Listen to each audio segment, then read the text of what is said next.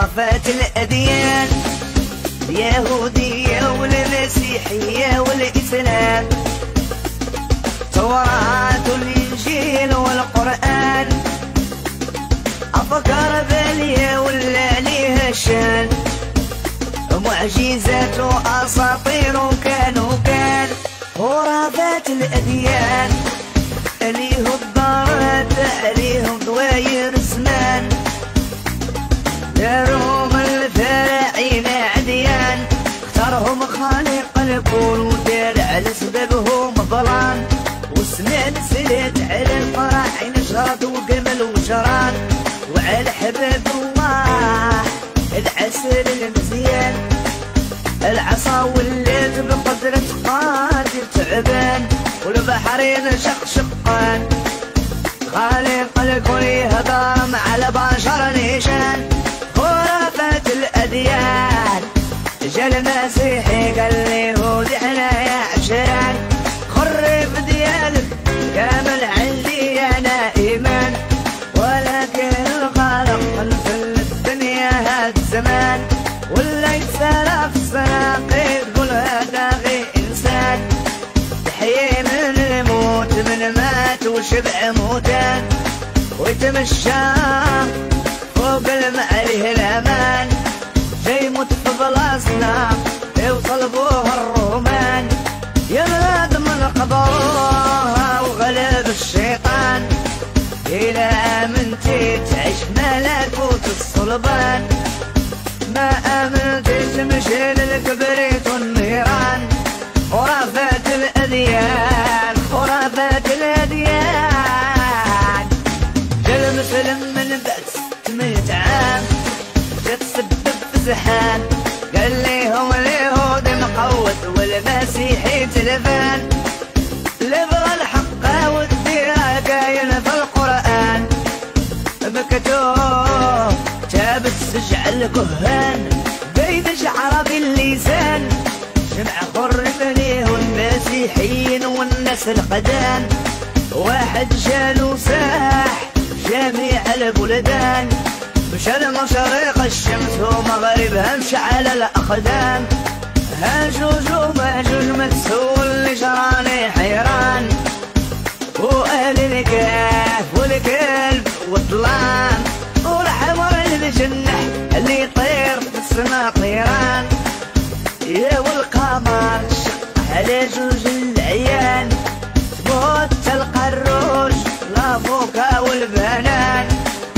والعوينات تنخل والنسوان، خرافات الأديان خرافات الأديان، دينك دين والديك في أي مكان، نتولدوا حرام ونصبحوا خلفان، نتولدوا قوم واحد ومن بعد نولوا قومان، كان عقلك نقي دابا ولا ألغام، الأخلاق ولات عندك مكره مستحب حلال وحرام، يا والمؤمن ولا يقتل وهو فرحان، باش يتقرب للمنان، فوقاش يرجع الإنسان إنسان، فوقاش نقولوا للخرافات الأديان خرافات الأديان.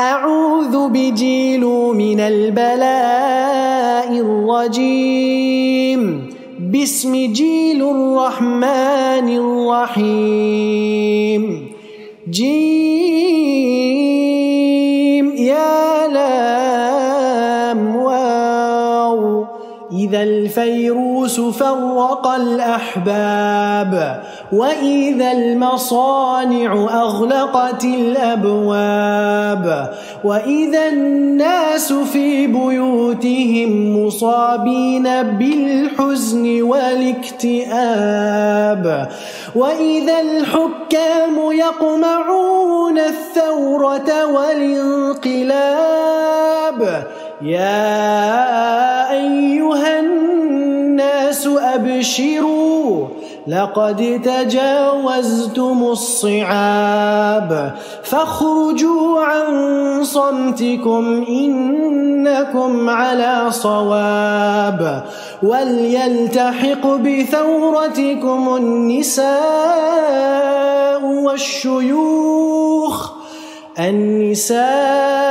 والشيوخ والشباب ولا تخافوا من كلام الإعلام والذباب وأطيعوا جيلوا إنه يكافح الإرهاب صدق جيل العظيم.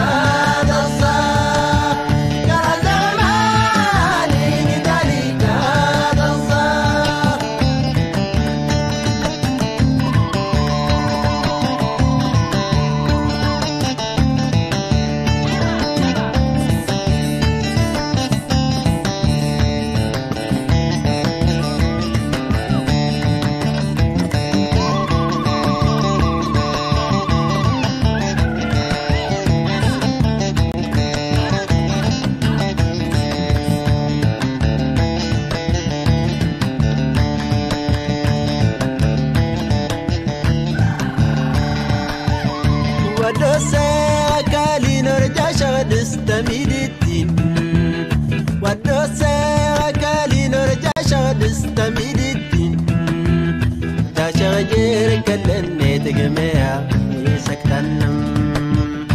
دا شغجر تلني تقميها بيسكتنم أني ديتي ناس كم تكتي غسوف إنما يدسو أني ديتي ناس كم تكتي غسوف إنما يدسو كرز غماني قدري تالصا كرز غماني قدري تالصا كرز غماني قدري تالصا كرز غماني قدري تالصا كرز غماني قدري تالصا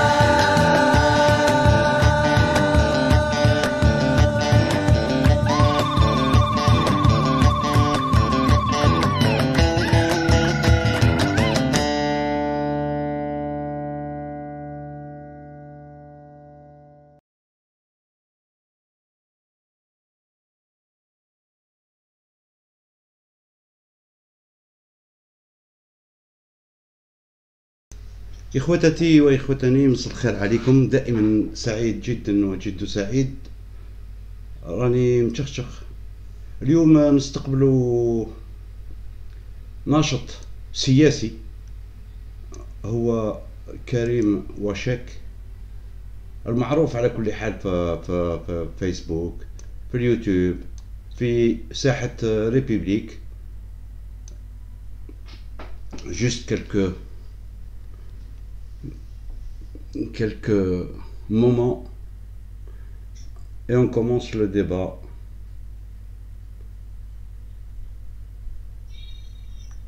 مع كريم.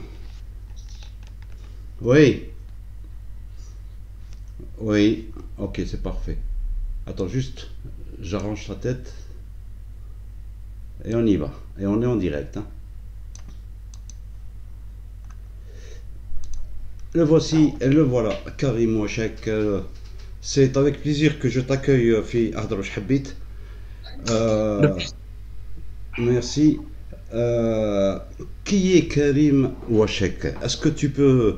D'ailleurs, moi, on se connaît, hein, on se connaît, mais je ne sais rien de toi. Enfin, on se connaît parce que on se voit à République, mais je voudrais connaître davantage, aussi bien moi que les gens qui nous regardent. Qui est Karim Wachek? Bon, Karim Wachek, maintenant, on va dire que je suis un militant politique. Depuis, j'ai commencé très tôt, hein, déjà au lycée, c'est vrai qu'on fait des activités studieuses, et même ton son n'est pas bon. Aïe, aïe. Tu es sur avec la 4G ou non, je suis sur le Wi-Fi. Wi-Fi, il est long. Ouais. Attends, je vais trouver tout de suite une solution. Donne-moi une petite minute. D'accord, je te l'accorde. Voilà, donc on va savoir qui c'est ce personnage. Ce personnage ô combien intéressant, puisque j'ai eu l'occasion de l'écouter, et certainement vous aussi, quand il parle sur la place de la République. C'est du lourd. C'est du lourd.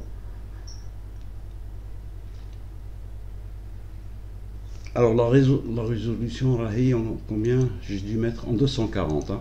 Donc la qualité n'est pas aussi parfaite. Le plus important, ce qui nous importe, c'est le son. Voilà.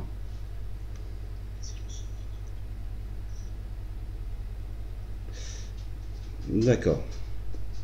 On est désolé parce que on vient d'arriver. Chacun de son côté. Mais on se sent bien, fi Ahdrouch Habit, donc c'est pas grave. Ce sont les aléas du direct. On se sent bien, fi Ahdrouch Habit, il n'y a pas de problème. ما كان حتى واحد يقول لك الكونترير.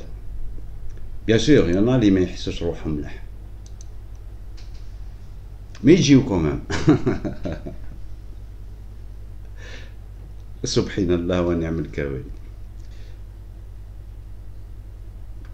واش راكم صافا شويه؟ Ben voilà, il y a du beau monde, hein. Ils sont venus, ils sont tous là. Il y a même Amaro Amati.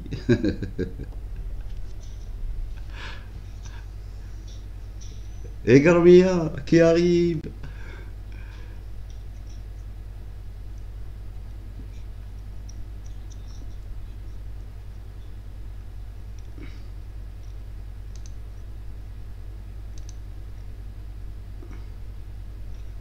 Oui, Allô, oui, Gilou, c'est mieux là? oui. Ça a Ouais, l'air d'être bon. là, c'est des écouteurs, donc c'est mieux, on va le faire comme ça, je préfère. Parfait. Alors, qui Ouais. est Karim Ouachek? Bon, Karim Moshek, c'est un militant politique depuis, et comme je t'ai dit, j'ai commencé de façon non structurée déjà au lycée, c'était au milieu des années 90, donc très marqué par cette période-là, par toutes les problématiques politiques qui se sont posées en Algérie, bien sûr politique mais aussi sociétale, hein, ce qu'on vivait. Très marqué aussi par la lutte identitaire pour la culture amazigh en Algérie, tout ce qui est lié à l'islamisme, mais aussi à la dictature. Déjà très tôt au lycée, on commence à s'imprégner de ce genre de choses. Puis à arriver à la fac, très vite, donc je me structure politiquement au niveau du RCD, à l'époque donc du docteur Saïd Saadi. Et je milite une vingtaine d'années à l'intérieur de cette structure. J'ai eu occupé quelques fonctions, qu'elles soient locales ou alors un peu plus larges, régionales, on va dire. Entre-temps, j'ai participé à des activités donc syndicalistes étudiants à la fac de Tizi Ouzou. J'ai activé donc divers collectifs, diverses occasions sur la liberté de la presse, égalité hommes-femmes, président d'associations culturelles à l'époque, et puis enfin, à la marge un peu plus, j'ai activé à un moment donné dans ça n'a rien à voir avec la politique, dans le domaine des activités scientifiques amateurs. Et enfin de l'astronomie amateur, des choses comme ça, c'est à titre de préférence personnelle. Et voilà, sinon j'ai fait une partie de mes études en Algérie, pardon, diplômé en sciences économiques.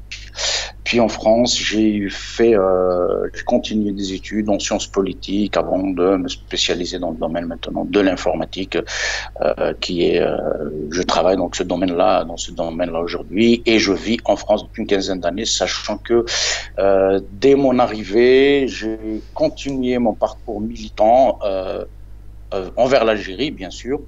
En France, je n'ai jamais quasiment arrêté. Et bon, après, bien sûr, il y a là de cela 4 ans, j'ai quitté mon ancienne structure politique, et j'active à titre plus autonome, plus libre.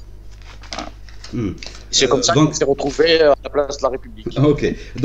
Donc c'est une vie enfin relativement éclectique. Donc tu as touché un tout petit peu à tout. De quel point de vue? Du point de vue politique? Politique, culturel.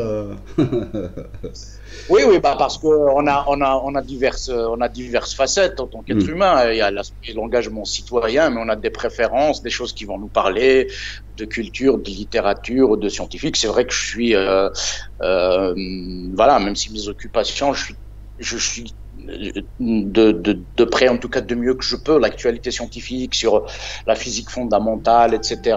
D'où mon attachement tout à la question des idées, de l'émergence des idées. On peut en discuter pour voir qu'il y a des parallèles sur les phénomènes de sacralité, de libre pensée, tout ça.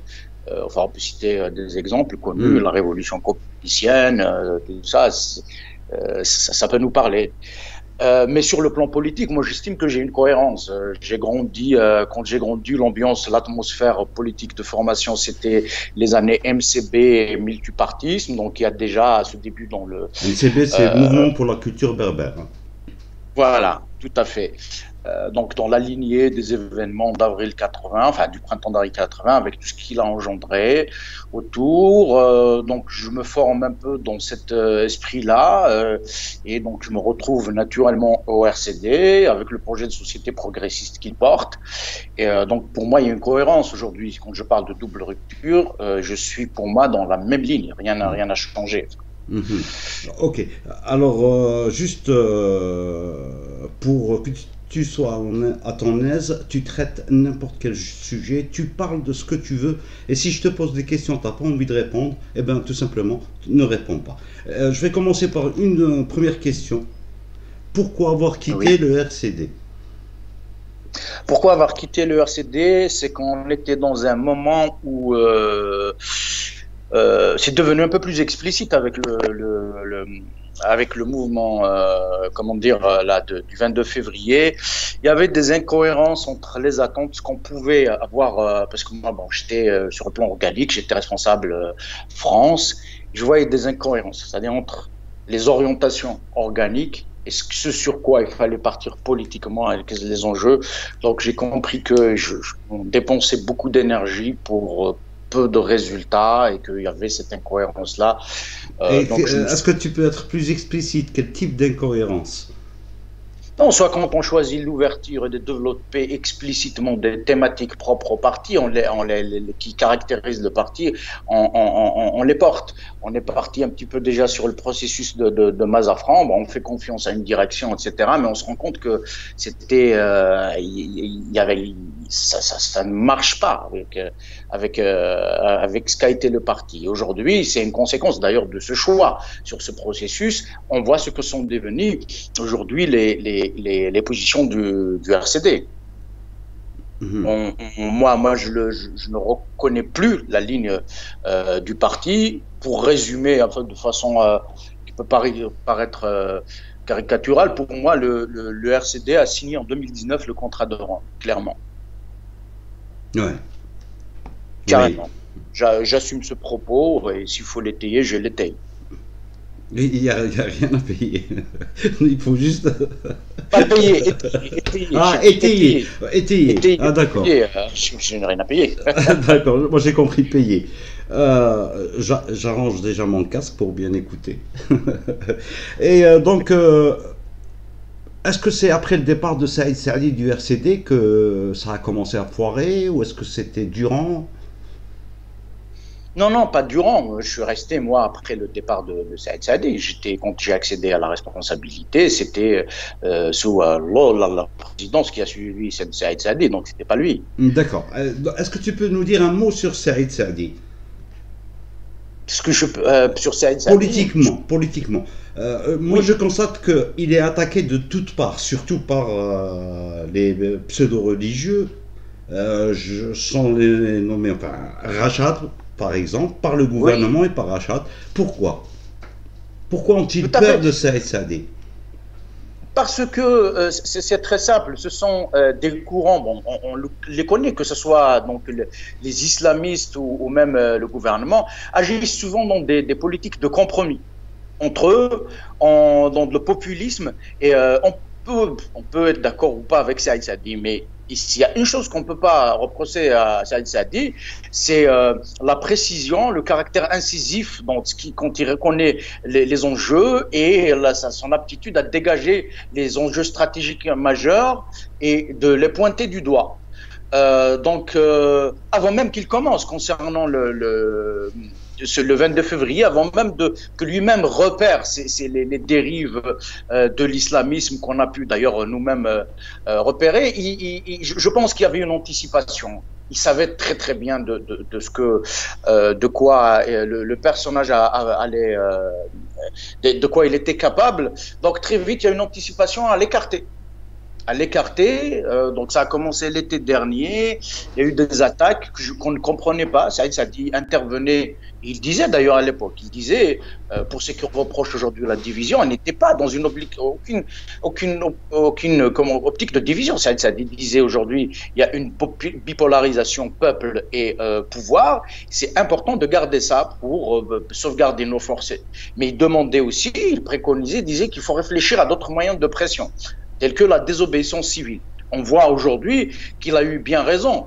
La désobéissance civile, on n'a pas fait, on est resté dans juste les marches du vendredi. J'explique, la désobéissance civile, ne pas faire l'amalgame avec des actions violentes. La désobéissance civile, c'est quelque chose qui reste dans toujours le pacifisme. Donc il fait cette préconisation.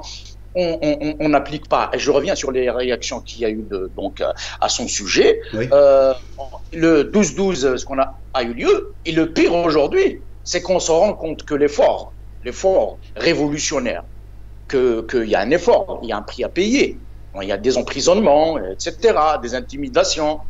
Cet effort maintenant tombe sur les épaules, à la charge des activistes qui sont la cible de ce représailles, au lieu que l'on réfléchisse à comment répartir, étaler cet effort-là pour qu'il soit plus supportable sur l'ensemble de la collectivité. Ce qui va donner d'ailleurs un peu plus de sens au caractère collectif, partagé de cette révolution. Il y a eu quelque part, tant pis, de toute façon, on s'attendait que il y a que ceux qui voudront militer, s'engager. Cela, il est un peu évident, cela va de soi qu'ils en fassent les frais. Or, les révolutions ne peuvent pas uniquement se faire sous l'angle du volontarisme militant individuel. Les révolutions doivent à un moment devenir un projet, que ce soit dans les finalités, mais aussi un projet opérationnel, collectif. Si on n'est pas capable de construire cela, il va être difficile d'avancer, il faut se le dire. Et donc, Saïd Saadi a proposé, dans cette optique, la désobéissance civile. On lui a tombé dessus. Donc, ça a commencé par Rachad, je crois qu'Al Dilewari à l'époque. Bon, lui, c'est parce que c'est un réconciliateur romain. Et le pire, moi, c'est ce qui m'avait choqué, je le dis, il y a aucun souci, c'était que le RCD lui-même leur avait emboîté le pas avec sa nouvelle direction. Et là, c'était clair. Le tableau, pour moi, on assistait, ça affirmait, c'était une hypothèse au départ, mais maintenant, on s'en rend bien compte que c'est le cas. Ceux qui nous disent, il n'y a pas d'idéologie, il n'y a pas de paradigme des années 90, on est sur quelque chose de complètement nouveau. Quand on décortique, on voit bien que la direction qui est donnée à la révolution par tous ces gens qui sont d'accord avec eux, d'ailleurs, on a les anciens réconciliateurs, les islamistes et le nouveau débarqué avec eux, à savoir les directions du RCD. Ils sont tous dans une démarche romaine. J'appelle ça le tropisme romain. On le voit bien apparaître. Le problème, c'est qu'il y a une duplicité de leur part. Ils viennent nous dire à chaque fois que non, on ne veut pas revenir aux années 90, etc. Pourtant, Arshad ou Al-Magharibiya, où n'arrête pas, depuis le début de la Révolution, de ramener le sujet des années 90, c'est-à-dire ils le ramènent de leur point de vue. Eux, ils pensent que les islamistes ne sont pas dans le tort, les généraux, ce sont eux, c'est l'État qui a assassiné, et que ce qu'on appelle entre guillemets les éradicateurs, à l'image de Saïd Saadi, il y avait deux grandes figures qui l'incarnaient, hein. C'est Saïd Saadi, Hachmi Chérif, il est mort, il reste à abattre, c'est la figure de Saïd Saadi pour l'exclure de toute éventuelle transition dans les étapes de la feuille de route révolutionnaire qu'on aurait éventuellement à voir, parce que cette ligne n'arrange pas tout ce bon monde. Le problème, c'est qu'on ment aux Algériens en leur disant que c'est une ligne qui est inodore, incolore, tout à fait neutre. Le cachet romain de cette ligne est clair. On le voit très bien. Toute la complaisance qu'il y a eu à l'égard de Rachad vient de là. Donc, pardon, je disais par rapport aux années 90. Donc, le Magharibiya, Rachad, etc., discours d'exclusion contre les figures qui les dérangent, comme ça dit, un parti pris dans la façon dont il revisite la période des années 90 et il demande de régler les comptes selon leur parti pris, parce que l'idée voudrait que si nous sommes dans une forme de neutralité, on dirait, bon, on a vécu des moments difficiles, on poserait la problématique du point de vue de chacun, on dira, bon, on essaie de trouver la ligne médiane politique, et sur le plan judiciaire, on laissera les juridictions futures, transitionnelles ou démocratiques de la nouvelle Algérie s'occuper des cas qui restent suspendus, je ne sais pas, les disparus par exemple. En tout cas, chaque Algérien a le droit de demander son droit. La justice verra saura qui a tué, qui a fait quoi, etc. Bien que moi aussi j'ai un parti pris qui est contraire à celui de Rachad, mais on ne l'a pas posé durant la Révolution. Mais en voyant qu'il y a ça qui est fait, au bout d'un moment, on s'est dit qu'il y a anguille sous roche. Là, on ne va pas accepter cette dérive non dite, clandestine, ce cachet qui est donné à la révolution. Et ceci dit, d'ailleurs, je profite pour dire, pour ce qui est de la position du RCD, Saïd Saadi, lorsqu'il a fait l'arrêt du processus électoral, enfin, lorsqu'il a appelé, il a soutenu l'arrêt du processus électoral, quel que soit le point de vue qu'on pourrait avoir, Saïd Saadi ne l'a pas fait à son propre nom. Saïd Saadi était représentant d'un parti, c'est-à-dire qu'il y a des instances du parti, un conseil national, une direction, un congrès qui a mandaté en escalité cet homme politique a porté cette ligne politique-là. Donc, aujourd'hui, ce pourquoi Rachid l'attaque et ce pourquoi la direction du RCD le lâche, c'est ce pourquoi le RCD de l'époque l'avait chargé. Donc, ceux qui sont, j'ai des amis, je suis désolé, sans haine ni ressentiment, encore le RCD, je dis cette vérité. Accepter cet état de fait aujourd'hui, c'est renier la ligne politique qui a été certes incarnée par les figures de Saïd Saadi, mais qui était celle de tout le parti RCD à l'époque. Donc il y a une forme, certains pourront l'appeler trahison, infidélité, ou ce qu'on veut, mais c'est la réalité des choses, en tout cas pour moi. Il y a eu intervention de Shkara, comme on dit, certainement. Il doit y avoir Shkara quelque part. Shkara. Honnêtement, ça ne m'étonnerait pas, mais je ne sais pas.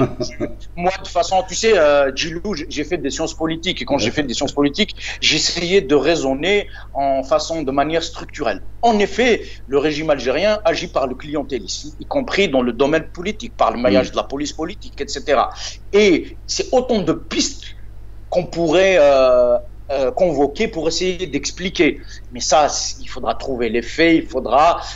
j'aime pas non plus partir dans jusqu'à développer des hypothèses de type complotiste. Je dis que c'est structurellement, c'est comme ça que ça marche, ça sera forcément par l'une de ces voies. Ce qui m'intéresse, ce que je vois. Le courant, ça a dit incarner quelque chose, et le RCD incarner quelque chose, et à un moment donné, ça a dit continuer à l'incarner, mais le RCD d'aujourd'hui n'incarne pas ce courant-là. Voilà, tout simplement. Et est-ce que tu penses que Saïd Saadi fait encore de la politique, ou basta, ça y est, il n'y reviendra plus Non, Saïd Saadi ne fait plus de politique partisane. Il n'est plus à la tête du RCD, il est parti, et même si le parti a plus ou moins sollicité un moment, parce que c'est nouveau, mais il a fini, il était plus militant, y compris moi quand j'étais resté donc à la tête du RCD France. Mais Saïd Saadi reste, comme tout Algérien, citoyen, et dès lors qu'on exerce sa citoyenneté, on a un avis sur les questions collectives. C'est cela, être citoyen, c'est parler des affaires de la cité. Donc Saïd Saadi en parle, intervient, surtout qu'il y a un moment donc, qui justifie, c'est pas rien ce qu'on vit depuis le 22 février, c'est inédit, qui justifie les interventions, les avis des uns et des autres. Donc si communiquer politiquement, c'est faire de la politique, oui, il le fait. Mais si la politique, c'est structurer des mouvements, etc., c'est pas ce que fait Saïd Saadi. Oui, mais on ne le voit pas, je ne sais pas si on ne l'invite pas à les télé, ou on ne le voit pas. Si, il y a eu depuis le 22 février, donc en plus, moi, comme je le suis, il y a quasiment des chroniques hebdomadaires qui sont faites. Il y a un livre, enfin, c'est une somme des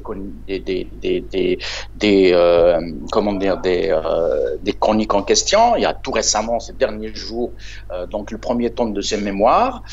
Et il y a eu des conférences qu'il a effectuées, je sais qu'à Paris, il y en a 2 ou 3 depuis. Il a été invité, je sais, sur Berbère Télévision. Et voilà, mais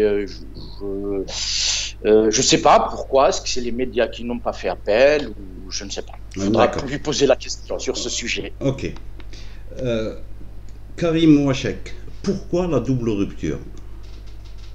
Pourquoi la double rupture? Parce que, comme je te disais, Djilou, au bout d'un moment, il faut savoir réfléchir l'histoire, réfléchir les problèmes que vit notre pays en essayant de prendre du recul.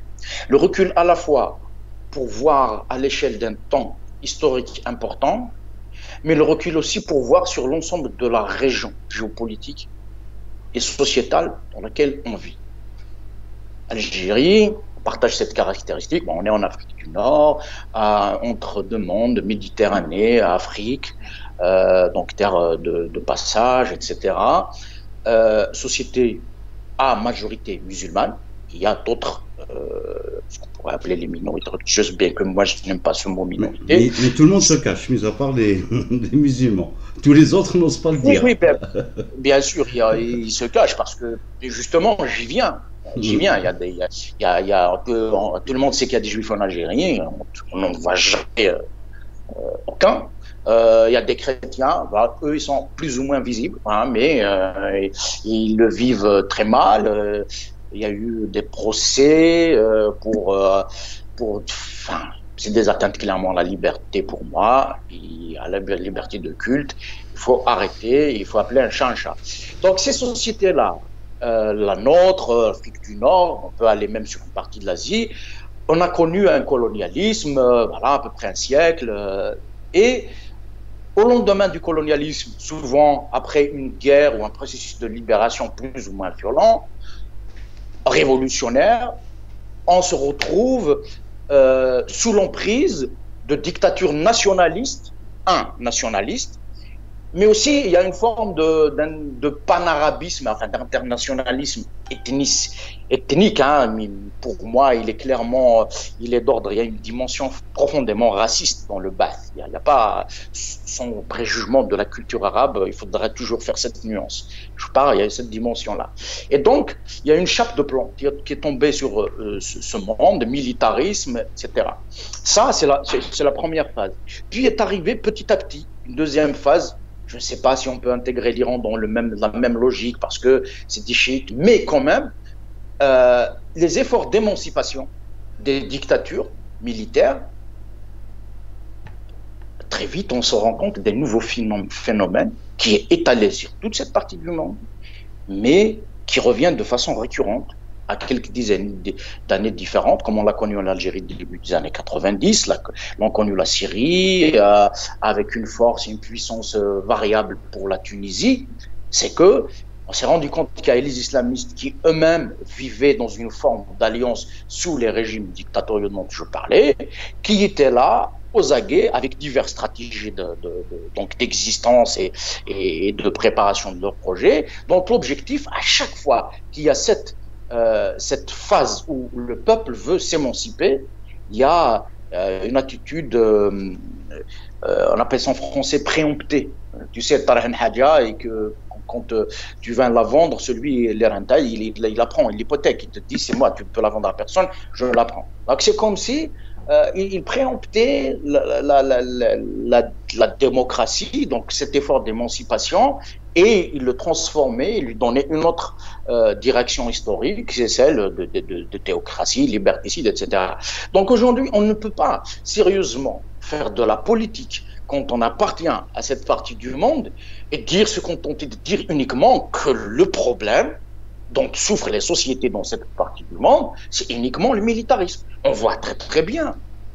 Maintenant, c'est pas seulement l'Algérie des 90, bon, on a fait tellement rouler cette question de Tiki, etc. Mais on le voit à travers le monde, on le voit par ailleurs. L'islamisme est un vrai phénomène politique et qui est là et qui pose un vrai problème sur l'avenir de toute la région.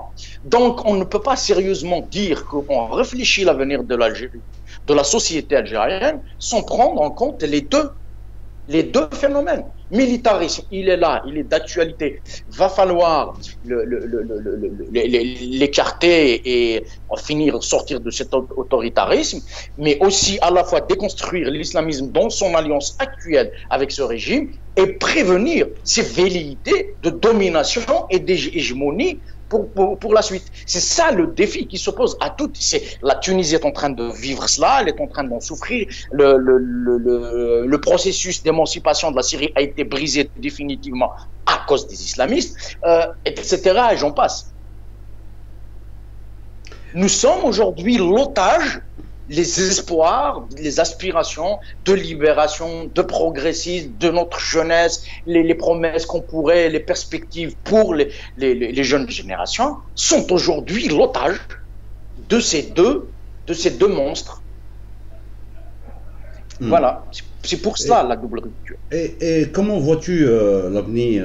Est-ce que l'islamisme on doit l'intégrer, bien que la Constitution interdit à tout parti d'utiliser la religion, la race, le sexe? Est-ce que tu penses que on doit l'intégrer? C'est ce que a dit Kamel Daoud en mettant un poste. Oui, l'islamisme, il faut l'intégrer, mais ces islamistes, il faut qu'ils comprennent qu'ils ne détiennent pas la vérité. Donc, moi, j'ai pas compris ce raisonnement. Du moment qu'il pense détenir la vérité, comment veux-tu traiter avec lui? Donc, d'après toi, est-ce que on peut laisser naître d'autres partis islamistes tels que le FIS, Nahda, etc., pour la nouvelle Algérie? Clairement, il est tout bon, parce que là, il y a plusieurs sujets que tu poses en réalité. Il va falloir déconstruire. Il y a le sujet des libertés politiques et de la liberté d'expression qui est là. Donc, on fait l'Algérie de demain, l'Algérie démocratique, implique que l'on puisse s'organiser, que l'on puisse, autour d'un objectif, on fait un parti politique, une association pour protéger ceci, cela, etc. Les impératifs d'ordre public, de respect des droits humains, etc., interdit toute forme d'organisation de type raciste, d'appel à la violence, de haine, etc. Donc, islamiste ou pas islamiste, il sera interdit de faire, que ce soit à titre religieux, politique ou quoi que ce soit, tu ne peux pas aller prendre la parole en Algérie et dire on va tuer les femmes, on va tuer les berbères, on va tuer les chiites, on va tuer les musulmans ou les chrétiens. Ça, c'est clair. Toute organisation qui aura ce discours ou son corpus d'idées là-dedans, de façon directe ou indirecte, parce que des fois ça peut être des phénomènes de filiation. Ça, c'est le travail des services de sécurité, de renseignement, pour prévenir ce genre de dérive. Mais le cadre, ça, c'est l'exception, toujours. La règle, ça sera la liberté d'association. Puis, il y a celui de la liberté d'expression. C'est-à-dire que si demain, c'est un courant de type démocratie chrétienne, qui intègre tous les impératifs universels à la fin de la démocratie des droits humains, mais il y a une forme de discours religieux conservateur, il n'y a pas de souci. Sinon, on inverse un peu la démarche démocratique. Mais moi, j'ai envie, on en a, je pense, déjà discuté, le sujet des préalables démocratiques. Pourquoi il faut prendre la question autrement? C'est peut-être ça que Kamel Daoud, j'ai pas lu le texte dont tu parles, mais c'est peut-être, on gagnerait de faire un effort dans le sens que je vais présenter. Au lieu d'aller dans une mesure on va dire ce qui est interdit, ce qui n'est pas interdit, faisons en sorte de construire un édifice, un État institutionnel qui est prémuni contre les islamistes et contre les contingences électorales. Je m'explique. La vie politique d'un pays, il y a cycliquement des élections qui sont partout dans le monde, qui sont organisées, législatives, présidentielles, etc. Et donc les politiques de ce pays, elles varient.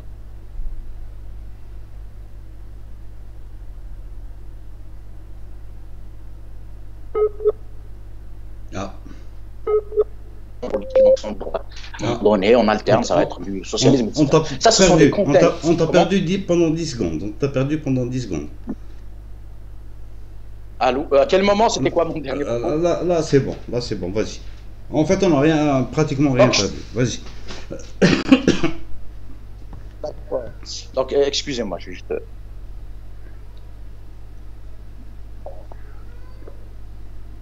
Donc, je disais, il y a des contingences électorales, des contingences, comme donc quand le fils avait gagné les élections, Ce n'était pas une simple contingence électorale. Ce n'était pas, il allait faire son mandat législatif et on finit, après, on aura peut-être une autre majorité au bout d'un mandat ou deux. Le problème qui se pose, c'est que l'État, tel que défini par la Constitution, etc., n'était pas prémuni contre les dérives législatives du fils, sachant que lui-même, avant même la tenue d'élection, il promettait la suspension de la Constitution. C'est-à-dire, d'ailleurs, voilà, ça fait raccroche l'arrêt du processus électoral. Moi, je suis dans la double rupture, pas avec les militaires. Mais cette intervention pour préserver l'ordre constitutionnel était tout à fait à propos. Voilà, c'est une parenthèse. Donc, pour soustraire la vie du pays aux contingences électorales, on construit un État avec des préalables démocratiques. C'est-à-dire qu'on va prévoir une cour constitutionnelle, des droits de l'homme, etc., qui seront là, les garants, les institutions qui pourront contrôler un certain nombre de garanties que moi j'appelle les préalables démocratiques, qui feraient office de nouveau contrat social entre nous. Enfin, pas si nouveau que ça, parce que finalement il est inspiré en partie de la Soumam, dans lequel on consacre les libertés démocratiques, les libertés individuelles, la sacralité de l'individu, les libertés politiques, l'égalité homme-femme, l'égalité citoyenne de façon générale, les droits humains, et bien sûr la séparation du politique et du religieux. On crée un édifice, j'ai pas peur du mot, qu'il faut sacraliser en lui, donc il faut l'adopter, mais en lui préparant aussi des mécanismes de protection, des garde-fous de contrôle. Après, on rentre dans une vie politique régulière. On peut avoir un parti islamiste ou d'extrême, peu importe, qui un jour peut, pour une conjoncture politique de quelques années, comme on voit en France par exemple, ou ailleurs en Europe, on va avoir des montées des populismes pour des périodes plus ou moins longues. Ça pourrait être le cas aussi chez nous. Mais quand ça arrivera, quand on a les institutions, dans le cadre de la continuité de l'État, on pourra barrer la route pour qu'il n'y ait pas confiscation de ce patrimoine commun qui est un socle, un cadre institutionnel démocratique véritable. D'où ce dont nous parlons aujourd'hui et les préalables avant tout. Je ne sais pas si j'ai répondu à ta question. Oui, absolument. Mais comment veux-tu faire ce que tu viens de dire sans volonté politique? Sans volonté politique, d'abord, moi je pense que la classe politique doit prendre aujourd'hui sa responsabilité. C'est bien beau d'aller crier, de dire on ne veut pas de discours idéologiques, d'exclusion, etc. Chacun est appelé à se prononcer sur ces préalables. Qu'on les signe tous, ça aura beaucoup d'avantages. En plus de l'avantage que je viens de te dire, c'est garantir un État démocratique, c'est qu'on présentera, comme c'est fait, j'ai fait la comparaison la dernière fois dans mon intervention République, qu'on présentera, comme ça a été fait en 1956, Congrès de la Soumam, un vrai projet politique unifié, dans le sens positif du terme, c'est-à-dire il y a eu une construction, un consensus qui a été construit autour de cela, aux Algériens. Et là, je suis sûr, quand on ramène avec un projet comme ça, qu'il y aura un effet d'alignement derrière ce projet politique. D'ailleurs, en réalité, les révolutions, etc., pour sortir un peu du romantisme politique, il faut que ça ait un sens. Sans projet politique, il n'y a pas de processus qui aboutit en réalité. C'est ça qui va donner un sens à la marche de notre peuple depuis le 22 février, de ce qu'il est en train de faire. On ne peut pas se contenter de dire uniquement mon projet politique, c'est d'enlever quelque chose. Ça, c'est pas un projet, ça. C'est un projet pour démolir quelque chose. Enfin, j'utilise le mot, c'est une métaphore, c'est pas au sens propre. Mais un projet politique, c'est aussi construire quelque chose. C'est surtout cela qui intéresse. Et pour moi, tous les points aveugles dont on a parlé, dont a souffert la classe politique, qui s'est proposée de plus ou moins encadrer de façon détournée, directe, plus ou moins directe le mouvement, que ce soit des personnalités, des partis ou des activistes, tous ceux qui se sont proposés à le faire ont manqué clairement d'ambition et quand ce n'est pas vraiment de l'objectivité. Je signale que vous pouvez poser des questions sur le chat. Si vous voulez poser des questions à Karim, on les lui dira avec plaisir. Alors Nadia, déjà, qu'attendez-vous pour rédiger la charte en question, monsieur Wachek?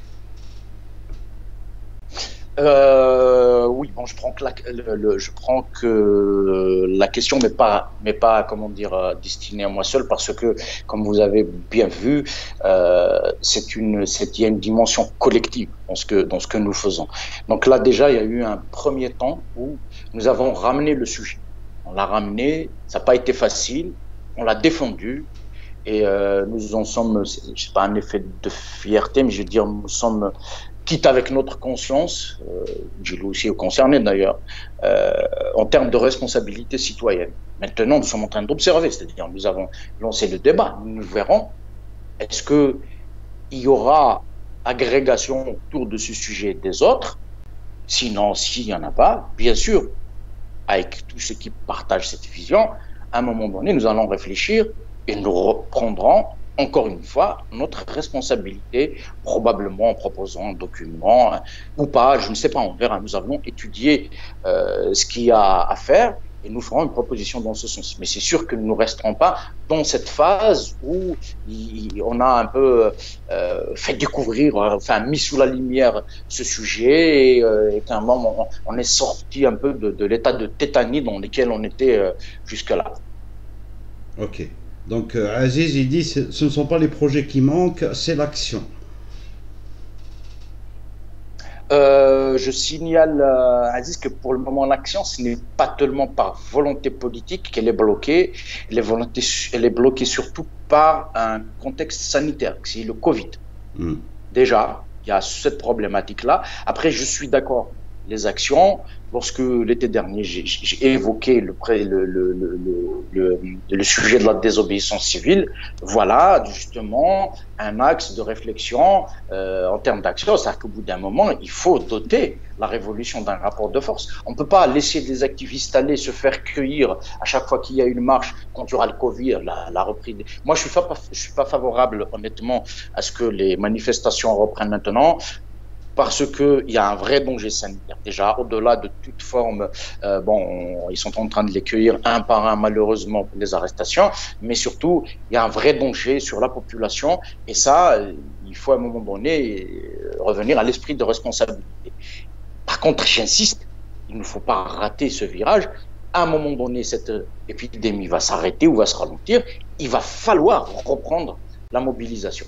Mais il faut revenir sur les sujets qu'on a ratés, c'est-à-dire réfléchir à l'action. Est-ce qu'on continue juste à être dans des manifestations hebdomadaires? Ne devrons-nous pas réfléchir à des actions de type désobéissance civile, grève ou avoir à déterminer, qui permettraient d'avoir un peu plus de rapport de force et surtout de répartir l'effort révolutionnaire sur l'ensemble de la collectivité, qui ne soit pas assumé uniquement par ceux qui sont aujourd'hui en prison. Et surtout se faire écouter. Comment? Se faire entendre par oui, se faire entendre. C'est clairement un rapport de force. C'est-à-dire, c'est pesé, c'est un rapport de force pour les amener à bouger leurs lignes. Et bien sûr, le but pour nous, d'aller aussi loin possible pour que y ait ce passage vers cette dictature avec les deux visages que j'ai donc décrits, vers une vraie démocratie. Ça, c'est clair. Ça, par contre, j'insiste, il en va de... Parfois, quand on voit certains phénomènes de l'existence même de l'Algérie, on peut pas s'imaginer un avenir positif, peut-être même pas à la hauteur de ce que nous avons vécu, sachant qu'on a mal vécu. Ce ne sera même pas à cette hauteur-là dans l'avenir si nous ne faisons pas cet effort de changer le système. Les enjeux stratégiques, les enjeux de technologie, la géopolitique, la situation économique du pays, etc.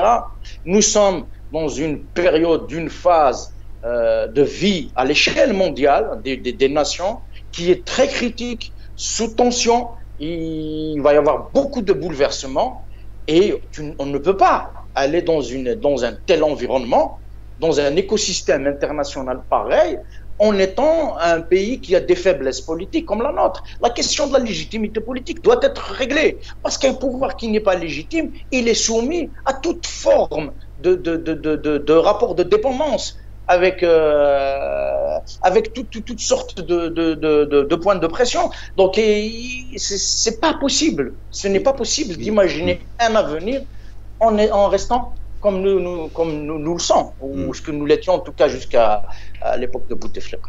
Ok. Alors, Amsterdam, l'homme de la montagne. Ouais, alors, la question Théo, qui est derrière la création de Perspectives algériennes? Est-ce que c'est Saïd Saadi?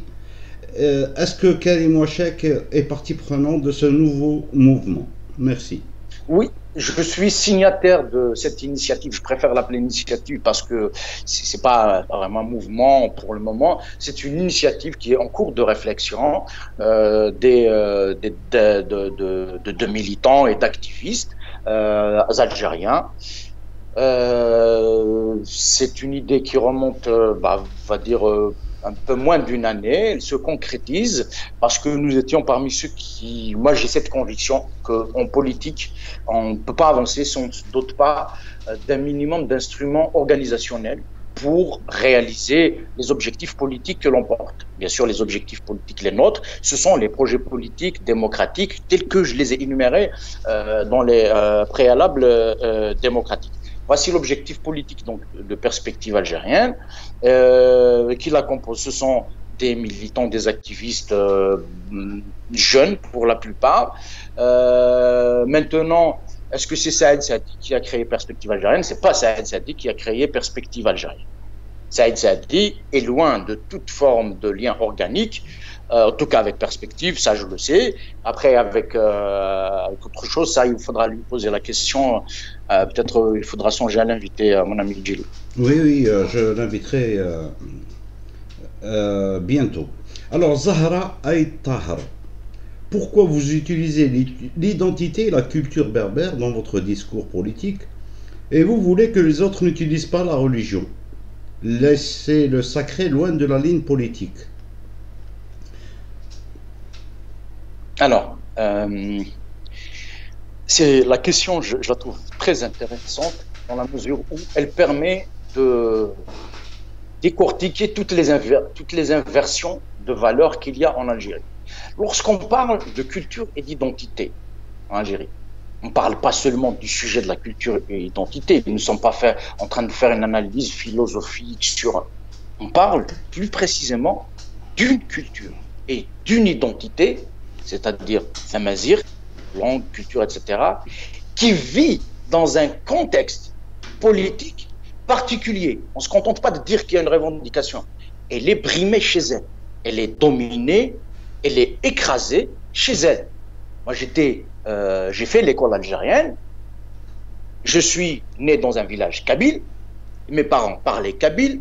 Mon village, cette Derf, tout entière parle kabyle. Tout mon environnement parle kabyle. J'arrive à l'école, on m'interdit de parler ma langue.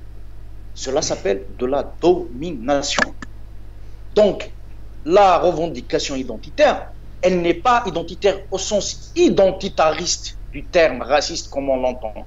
D'ailleurs, la lutte identitaire en Algérie a toujours été corrélée au même temps avec les luttes progressistes, humanistes. C'est les mêmes composantes, les mêmes structures quasiment qui ont lutté pour Samazir, qui ont défendu les droits de l'homme, y compris d'ailleurs la dimension citoyenne. Donc cette question, citoyenneté, où en effet qui appelle à l'élargissement de ce que c'est, comment l'Algérien s'imagine comme politiquement. On n'invite pas l'Algérien à rester dans une focale identitaire uniquement. Je suis berbère, je suis kabyle, je suis arabophone. Non. Nous sommes citoyens, mais la citoyenneté implique que nous puissions vivre ces pluralités et qu'il n'y ait pas la domination d'un aspect sur un autre. Donc, c'est différent la façon dont vous le posez. Me dire que pourquoi vous faites cela, c'est me dire quelque part pourquoi ne vous soumettez-vous pas à ce dictat. C'est un impérialisme culturel, clairement, qui est imposé en Algérie, en plus qui est d'origine internationale, qui ne vient même pas d'Algérie. C'est le Ba'ath, etc. Mais l'islamisme, c'est une autre question. L'islamisme, là, on touche à la liberté de culte. En plus, l'islam est la religion majoritaire en Algérie. En Algérie, on ne vous tue pas parce que vous êtes musulman. Personne ne souffre en Algérie d'aucune brimade politique ou quoi que ce soit par le simple fait qu'il est musulman. Ça n'existe pas. Le problème que pose l'islamisme, c'est que, comme je l'ai dit, sur toutes les sociétés, parce que là aussi, on trouve le pendant internationaliste. L'islamisme n'est pas algérien à la base, il est venu d'ailleurs. Là aussi, il y a une forme d'impérialisme, d'extension internationale, qui est venu, il a mis son voile obscur sur l'Algérie. Ce n'est pas l'islam, bien sûr. Moi, je ne parle pas de l'islam. Vous ne me verrez pas utiliser le sujet de l'islam en politique. Moi, je parle de l'islamisme, qui est une doctrine hégémonique totalitaire. Là aussi, on est dans le rapport de domination. Me dire pourquoi vous parlez d'islam en pensant pourquoi vous parlez d'islamisme, je vous dis que non. Moi, je ne parle pas d'islam. Je parle d'islamisme, mais parce que là aussi, comme pour Saint-Mazir, parce qu'il y a un rapport de domination. Tous ces sujets relèvent du registre, des catalogues, des idées ou alors des parcours d'émancipation qui s'offrent comme défi à l'Algérie. Alors, Farhat, pourquoi ne pas faire un congrès des gens? Bon, un congrès pour la double rupture et sortir avec une plateforme. À réfléchir, on en prendra acte, toi et moi, Djilou, là. Ouais. à réfléchir. J'ai dit que nous sommes dans une phase là, en quelques semaines, nous avons ramené le sujet, etc. Nous-mêmes, nous sommes en train de réfléchir à tous ces sujets. On verra, mais oui, c'est des propositions à prendre, tout à fait. Hein, bien sûr. À réfléchir. Bien sûr. Et c'est aussi c'est le rôle de tous les Algériens qui veulent intégrer la double rupture, de donner leur avis. Il y a un site, la double rupture, vous pouvez poser vos questions, vous pouvez tout faire. Bien sûr, Bikouli Chafafia. Oui, la double rupture, c'est pas une marque déposée. Là aussi, c'est un bien symbolique commun à tous les Algériens. Et moi, j'invite tous nos concitoyens à s'en saisir de façon totalement décomplexée et de l'investir par des projets, des actions, des projections. Il appartient aux Algériens, ce projet. Enfin, cette idée en tout cas. Ok.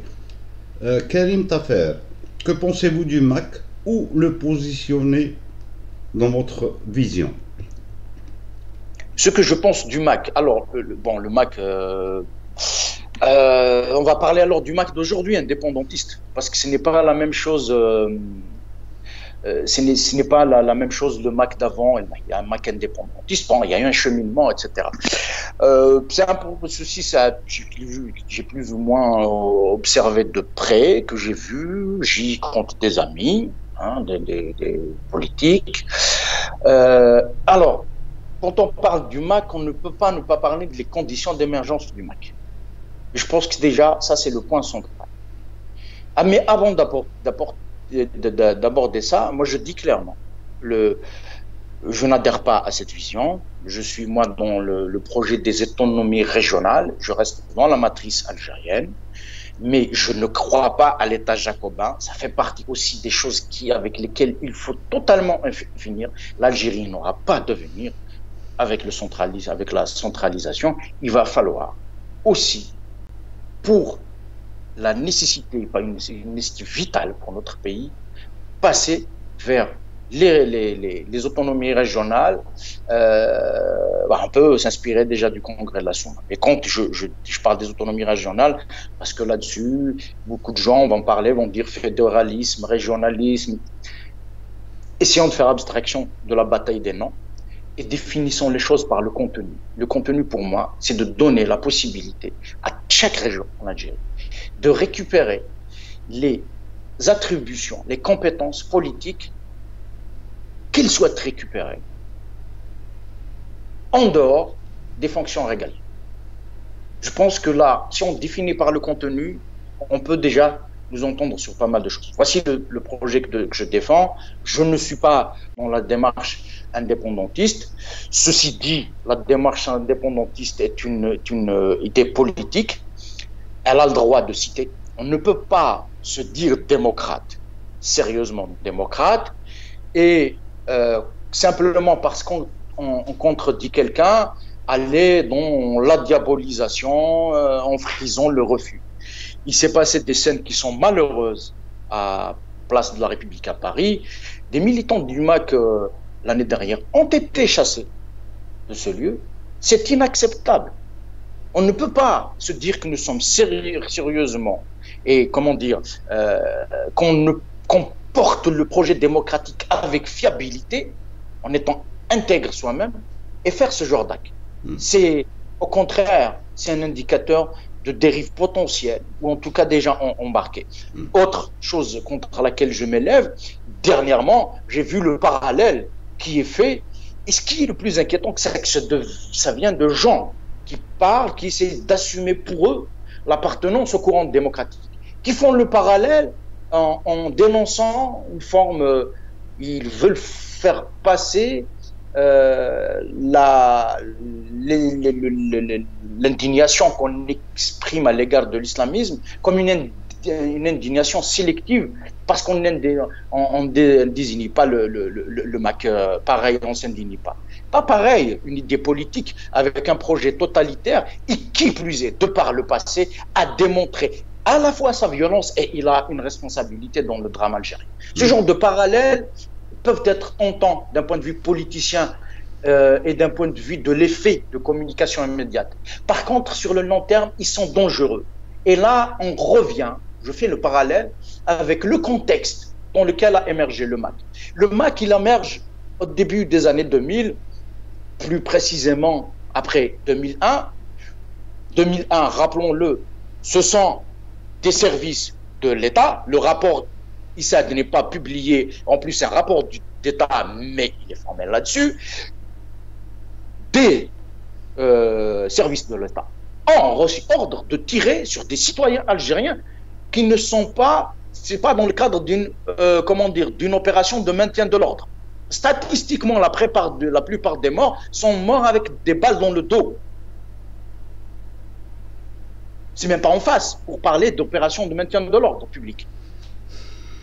Il y a eu clairement, et puis de toute façon on ne fait pas de l'ordre public à balles réelles, on a tué des gens sans que cela, dans le cadre de l'Algérie, édifice institutionnel, État, etc., que la question soit réglée. C'est que l'on définisse les responsabilités de qui a fait quoi, toute la chaîne de responsabilité, et passer la chose en justice. Ceci a créé un contexte particulier en Kabylie. Donc le fait qu'il n'y ait pas, au niveau de l'État, de réponse véritable, il y a eu un phénomène de décrochage de l'imaginaire chez certains de l'État. Parce que l'État, j'aime bien utiliser ce vocable, c'est un bien symbolique commun à tous les Algériens. Dès lors, il ne me garantit, bon, il n'est pas parfait, c'est pas grave, mais à cette échelle-là, on est en train de faire fuir des Algériens. Et cette phase de 2001, cet épisode, vient lui-même comme la goutte qui déborde qui fait déborder le vase de la réponse qu'il y a eu vis-à-vis, qui est une revendication légitime, etc., d'Amazigh. Nous sommes là depuis des siècles, on n'a pas négocié leur place. Et le discours qui nous a été toujours, d'ailleurs même à ce jour, et il y a certains relents qui reviennent, le discours, dès qu'on parle de Tamazight, on dit, écoutez, nous sommes Algériens, on demande Tamazight. On nous dit, non, tant que vous continuez à revendiquer Tamazight, انتوما راكم ديروا المساس بالشخصيه الوطنيه. Conclusion, c'est que tu es en train de me dire que Tamazight ne fait pas partie de الشخصيه الوطنيه. C'est-à-dire, en plus Tamazight, moi je veux pas la démentir. Tamazight, c'est pas un projet politique abstrait. Tamazight, moi je la vis au quotidien. J'ai grandi avec cette langue. Et donc il y a des gens, à un moment donné, pendant des décennies, on leur a servi. Quand ils demandent Tamazight, on met en doute ton algérianité, ils ont fini par vous dire, ben nous ne sommes plus algériens. C'est pas pour accepter, hein. C'est pas pour justifier. Je dis juste, voilà la conséquence Absolument, absolument. C'est la conséquence. C'est la conséquence. Fermé à l'égard des revendications légitimes. Voilà ce qui se passe. Et ceux qui les comparent aux islamistes aujourd'hui font exactement le même jeu. Ne vous attendez pas, après par la suite, qu'il y ait un peu plus de radicalité de ce courant-là. Voilà ce qu'il y a lieu de dire aujourd'hui sur le MAC. Mais clairement, le problème de l'Algérie, ce n'est pas le MAC. Ça, c'est clair. Voilà. Absolument, absolument. Alors, Sadr, pourquoi ne pas convaincre Saïd Saadi à piloter un nouveau parti laïque, vrai républicain, à partir de la France? Ben, tu peux le faire, toi. Il a un compte Facebook, écrivez-lui, dites-lui, encouragez-le, faites ça. Et voilà. Alors, Metek, ne faut-il pas déjà structurer le mouvement de la double rupture et rédiger une charte et un document pouvant le représenter? Et on a déjà répondu, enfin, Karim a déjà répondu à ça. Voilà. Tout à fait, ouais. Alors, Mourad, quelles sont les manifestations à titre individuel ou collective qui puissent donner des raisons d'être optimiste? Là aussi, il y a deux choses. Si la question, quelles sont les actions à faire, il faut rester. Bon, pour le moment, pour ceux qui sont à l'intérieur du pays, je crois que le seul levier qu'il y a pour continuer le mouvement, c'est les réseaux sociaux, etc. C'est important d'être visible et porter cette voix-là. Parce que ça démontre qu'on est décomplexé, que le sujet est décomplexé, parce qu'il y a beaucoup de gens qui nous disent, nous les Algériens, on ne peut pas discuter de ce genre de choses, de liberté, etc. Il faut démontrer que nous sommes comme tous les êtres humains. Nous savons ce que c'est que la liberté et nous, c'est ce que nous voulons. C'est ce que nous voulons. Mais le jour où il y a la fin du Covid, il va falloir, bien sûr, nous verrons quelles sont les actions à faire. Je profite pour dire que le Covid, vu la catastrophe dans laquelle vit le système de santé algérien, là aussi, il ne faut pas perdre de vue que les efforts de solidarité et le focus sur la prévention vont être déterminants pour sauver des vies, mais aussi pour accélérer la fin de cette épidémie-là. Il appartient à tout un chacun, à titre de devoir civique, de participer dedans. Maintenant, pour la France, comme j'ai dit, en France, je parle de la diaspora algérienne en France, comme nous, double rupture, nous continuons donc à porter ce débat. Je pense qu'il y a eu de très belles avancées. On commence à nous rejoindre, on commence à reprendre nos vocables, on l'assume plus ou moins clairement, mais nous sommes là pour clarifier et pousser les gens dans leurs contradictions à ce qui se dissipent. Nous avons dit que nous avons pris nos responsabilités et nous pousserons les gens, pas dans un cadre de compétition politique ou quoi que ce soit, mais par nécessité pour l'avenir de l'Algérie, nous pousserons les gens à prendre aussi leurs responsabilités et à se déterminer clairement. La révolution a besoin de clarté. Des actions sont en réflexion, on reviendra. Après, le deuxième sujet, c'est l'optimisme. Je ne pars pas en politique en me disant que je suis pessimiste ou optimiste. D'un point de vue philosophique de ma réflexion, je suis quelqu'un de très sceptique. Le scepticisme me permet de garder les pieds sur terre, la tête sur les épaules et de ne pas aller dans des dérives de certitude. Ça me permet d'avoir le doute en permanence. Par contre, je ne suis pas un pessimiste au sens désespéré. Moi, je crois que pour l'être humain, je suis un progressiste par définition. Et en permanence, on lutte contre toutes les fatalités, quelles qu'elles soient.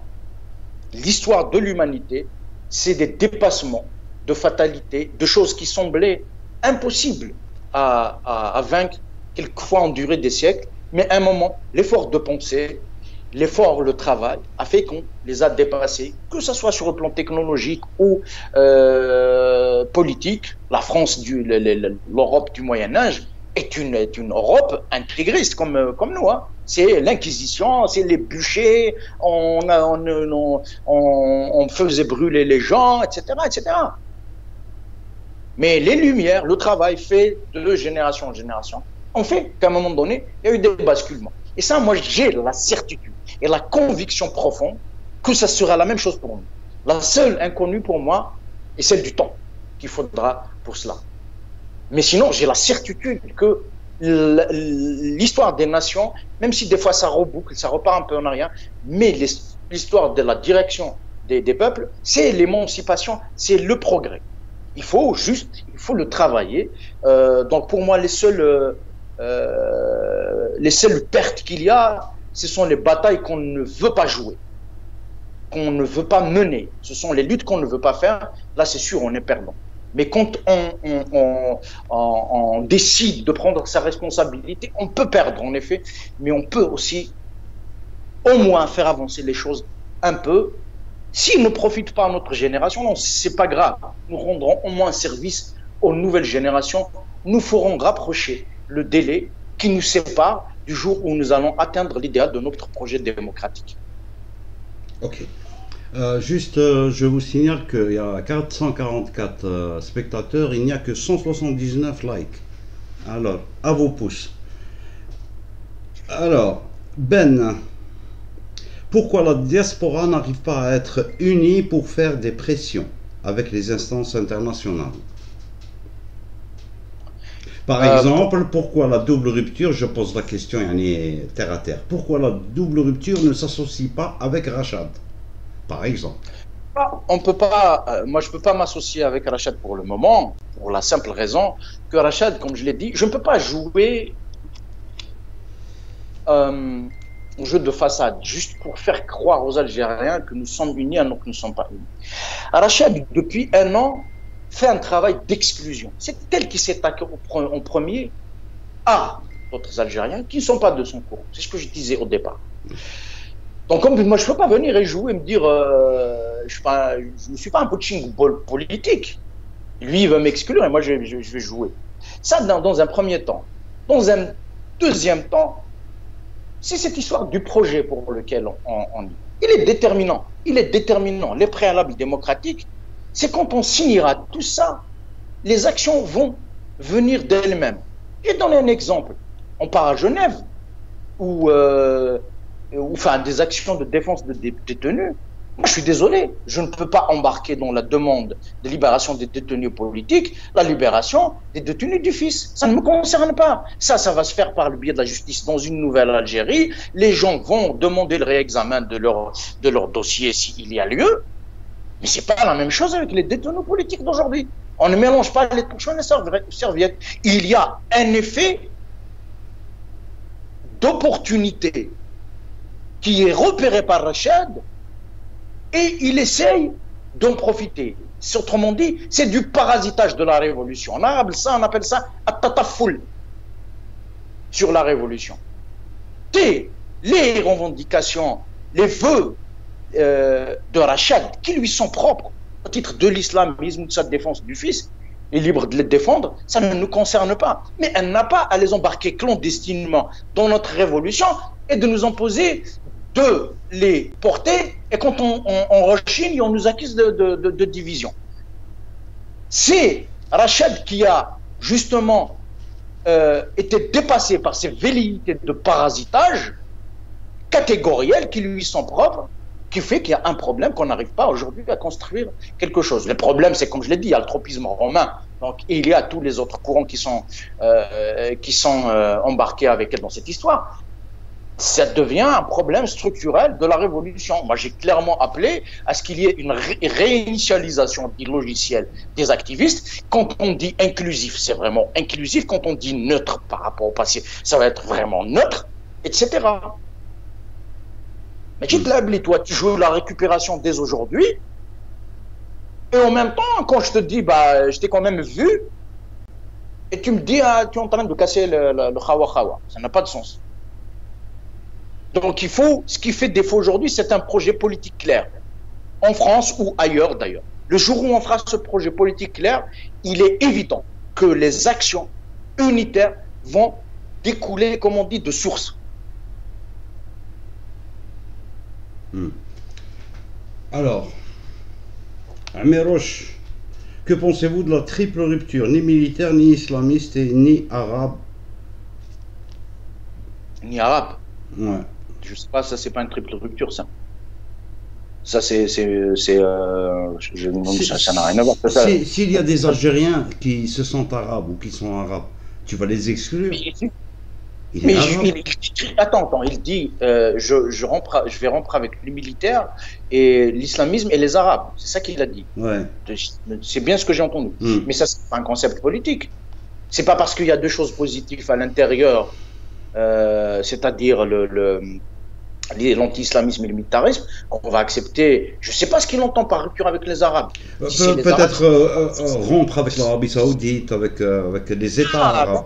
Oui, non, ok. Bah, j'ai compris arabe au sens être humain arabe. Ah, j'ai eu peur. Oui, moi aussi j'ai compris ça, mais peut-être que.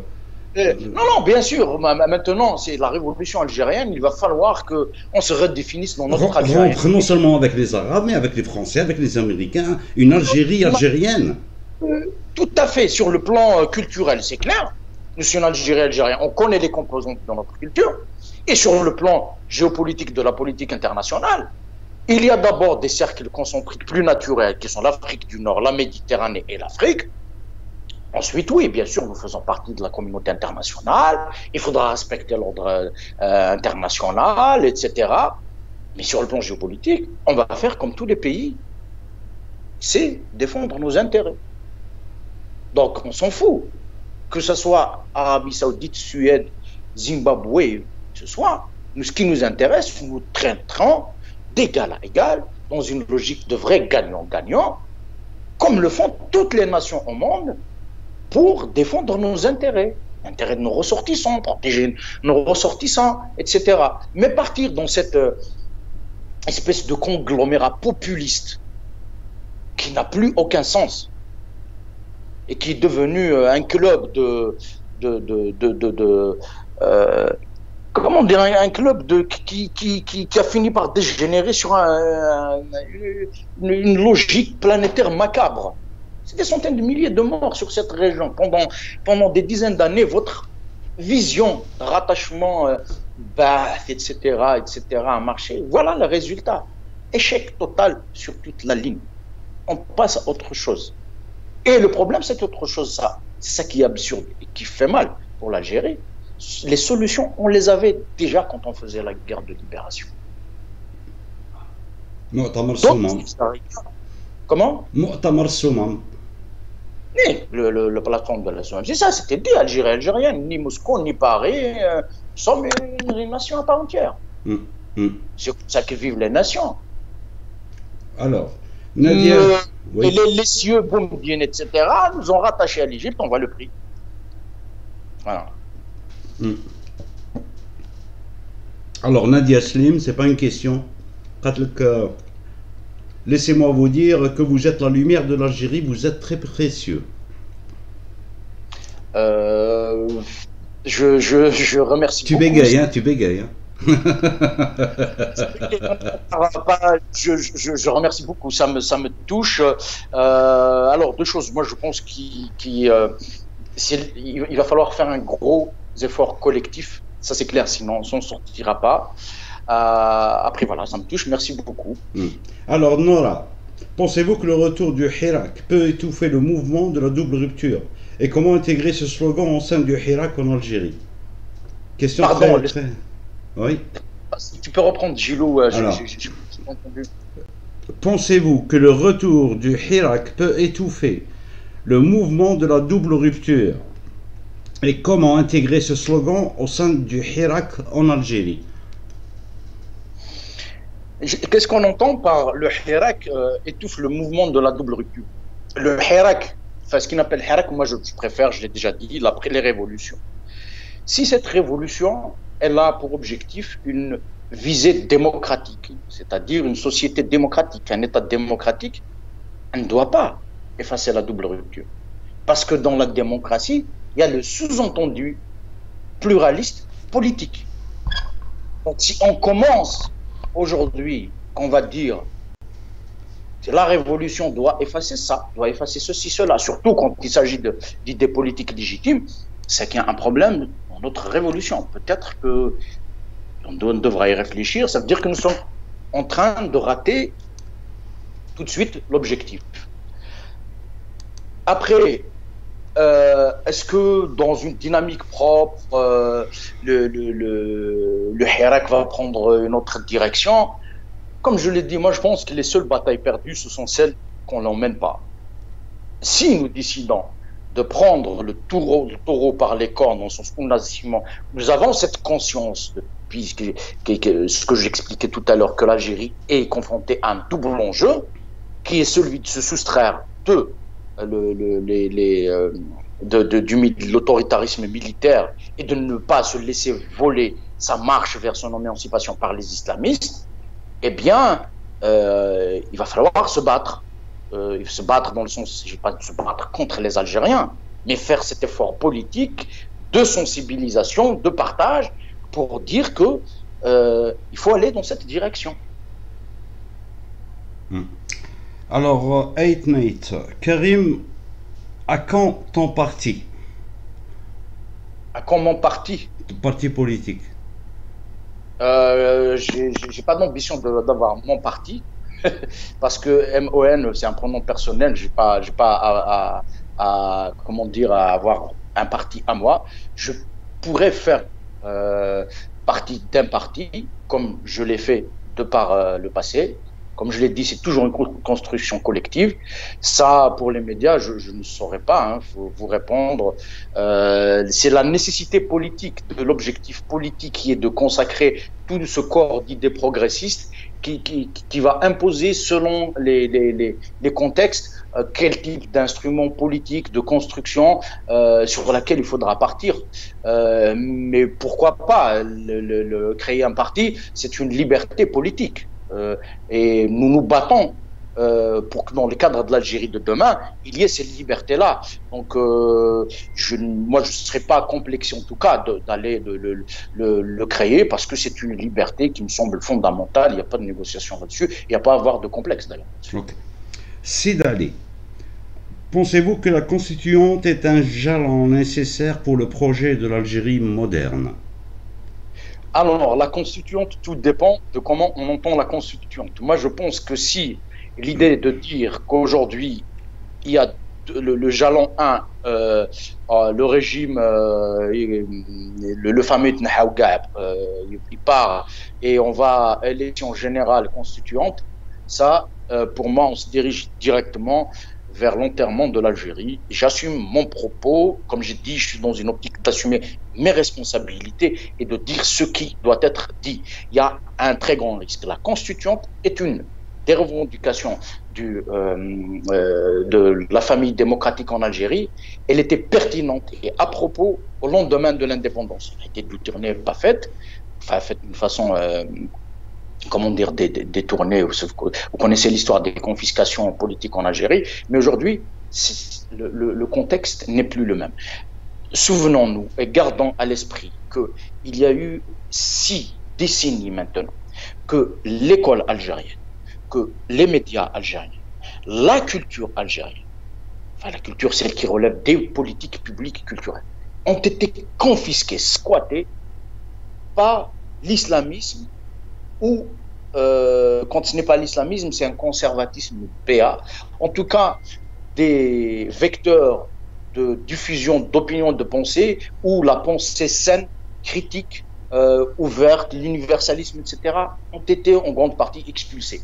Il ne faut pas croire que soumettre une société à un tel contexte ne va pas avoir des résultats sur le terrain, c'est-à-dire d'appropriation de toutes ces idées obscures qui ont été diffusées. Nous l'avons bien vu déjà, les résultats durant les années 90. C'est pourquoi on ne peut pas se contenter d'une idée généreuse à première vue que serait la Constituante. On risque de rééditer exactement 90. C'est pour ça que nous parlons en partant justement de la lecture de la double rupture, parce que là, je viens de dire là, cette lecture, c'est celle de la double rupture. Nous partons sur la question des préalables démocratiques. Je vais te donner un exemple. La Constituante, il y a eu des pays qui ont fait des constituantes, mais il y a des pays qui ont fait autrement. Ils ont généralement un texte au départ, qui est devenu par la suite une petite constitution, qui a été intégrée après un processus constituant ultérieur et pris en tant que tel. L'un des exemples, c'est les États-Unis. Les États-Unis est une grande démocratie. la déclaration des droits a été une déclaration, je sais plus quoi, il y a une dizaine d'amendements où ils sont énumérés une série de droits. Ils ont été proclamés sans qu'il y ait de constitution. C'était signé par quelques personnalités. Et une fois la constitution faite, ces droits-là ont été intégrés parce qu'on considère que ce texte-là est le ciment, c'est le contrat autour duquel s'est réunie la société et la nation américaine. On pourrait faire adopter une position analogue ou qui se rapprocherait. On n'a qu'à se dire que les préalables démocratiques vont faire office dès maintenant de petite constitution qui va définir l'essentiel. Elle va servir déjà pendant la période de transition pour dans le cadre de la gestion des affaires courantes, mais à régler la vie politique du pays, jusqu'à ce qu'on fasse soit une constituante, mais qui doit de facto aura l'obligation d'intégrer ce texte et qui soit un peu même de nature supraconstitutionnelle, c'est-à-dire que tout le reste qui sera réécrit pendant cette constituante-là ne peut pas tomber en contradiction avec ces préalables. On sécurise véritablement la projection du pays constitutionnel et institutionnel. Moi, je crois que c'est ce processus-là, j'ai la conviction que c'est le seul qui peut nous sortir de l'impasse dans lequel on est. Mais si on va vers une constituante, c'est pas seulement une grosse prise de risque, je ne veux pas être péremptoire, mais vu la situation, ce qu'on a vécu, ce que vivent nos voisins, ce qu'on voit, etc., c'est quasiment un coup sûr que ce sera une constituante islamiste. Et là, je profite pour tordre le cou à un certain nombre d'idées. On entend souvent certains nous dire que les Algériens, parce que vous êtes encore obsédés par les années 90, la société a changé. Il faudrait comprendre que la société algérienne actuelle est moins islamisée qu'avant, etc. On va parler sérieusement, de façon objective. En Algérie, il n'y a pas de statistiques sur ce genre de sujet. Donc, il n'y a ni sondage, ni quoi que ce soit. Donc, on n'a même pas de base statistique objective pour évaluer ça. Tout est opaque. Oui, en tort que j'ai entendu parler que maintenant les islamistes gagnent 35% aux élections. Mais depuis quand les élections en Algérie étaient honnêtes pour que ces chiffres soient fiables? Mais ça n'a strictement aucun sens. On serait tenté, quand ceux qui font de la statistique le savent, à faire des séries chronologiques, monter en arrière. Mais c'est pareil, on n'a aucune. Donc il n'y a aucune donnée objective pour étayer ce propos. Par contre, il y a une autre méthode, on l'a fait aussi dans le domaine des statistiques, c'est de prendre des échantillons comparatifs. Regardez la pression islamiste en Tunisie, regardez-la en Syrie, regardez un peu partout. Il est fort probable quand même, vu les ressemblances de notre société, que nous ayons le même cas de figure. De plus, nous l'avons eu de par le passé. Donc, je crois que je n'abuse pas en disant que ces gens prennent un peu les choses à la légère. En tout cas, si je dois faire preuve d'équitabilité avec cet argument, je me contenterai de dire que dans les deux cas, que ce soit pour affirmer que ce soit les islamistes qui vont gagner ou pas, c'est une probabilité parmi d'autres. Et fondamentalement, je ne peux pas mettre l'avenir de mon pays comme étant dépendant d'une probabilité partielle. Moi, je veux tout sécuriser. Je me dis que ce soit les islamistes qui gagnent ou pas, ce serait même les progressistes. Je prends mes devants, je sécurise. L'Algérie n'est pas une mise à mettre dans une partie de poker où on joue tapis. Bravo. L'Ahmed Chouak. Merci. Ben c'est ça la double rupture. Donc, Noumedia Tilali, there is no woman in your new political party. I didn't see anyone. Juste, يا نوميديا هذا السؤال تاعك هذايا راه غير في محله لأن il faut que la femme s'impose. On a des femmes, nous, on a des femmes معنا. Ça va. Et يضربوا frappe sur la table يعني يحضروا. Mais c'est à la femme de s'imposer, c'est pas à moi de l'autoriser. C'est la femme qui doit s'imposer dans la société. Il ne faut pas qu'elle reçoive mon aval. مازال عندك شوفي مازال عندك هذيك لازم نجيبو الرجال لازم يجيبوا نساء معاهم وكم نو سي à la femme de s'imposer. Vas-y Karim. Non, cette question, je pense qu'elle est mal posée. Bon, en plus, on se connaît, toi et moi, Gilou, les premiers à être, comment dire, attristés par le fait qu'il n'y ait pas assez de présence féminine dans le paysage politique, c'est nous. On ne vient pas en politique défendre des idées si on n'a pas une sensibilité vers cela. La situation de la femme algérienne, en tout cas, je veux parler pour moi, je suis sûr que ça va être le cas de Gilou, est quelque chose qui m'attriste, qui m'afflige. Et dans le projet de société que je défends, je crois véritablement. Je ne suis pas quelqu'un qui croit en l'essentialisme, quel qu'il soit. Je crois véritablement que tout un chacun, peu importe notre catégorie, qu'elle soit sur le titre du genre, de race, etc., que tout un chacun peut vivre une vie normale et jouer pleinement son rôle. Maintenant, le problème qui se pose, il y a peut-être des conditions historiques. Voilà, j'ai parlé tout à l'heure de 60 ans d'éducation nationale qui a fait son travail, qui est une éducation misogyne. Je crois que c'est plutôt cette éducation-là qui explique le manque de présence de femmes peut-être dans les milieux politiques. Même si, honnêtement, depuis le 22 février, comparativement avant, moi j'ai remarqué une poussée, une présence d'acteurs féminins parmi nous, à part entière. Ce sont des activistes comme nous, ils portent des idées, défendent leurs options, leurs points de vue, etc. Voilà. Elles participent à son diverses obédiences. Alors c'est une excellente chose. Mais il y a quand même quelque chose que je voudrais dire. Vous savez, ça me fait penser à un problème qu'on pose souvent, par exemple, en Kabylie. En Kabylie, souvent, on va dire à une personnalité kabyle, mais toi, tu es kabyle. Pourtant, son projet politique, il parle de tous les Algériens. Il est national. Mais on va le réduire, on va lui dire, toi, tu es kabyle. On revient toujours à l'essentialisation. Ce qui compte le plus, c'est l'idéal vers lequel nous courons. Ce qui compte, c'est cette Algérie-là qui a la cible, le cadre dans lequel on voudrait évoluer.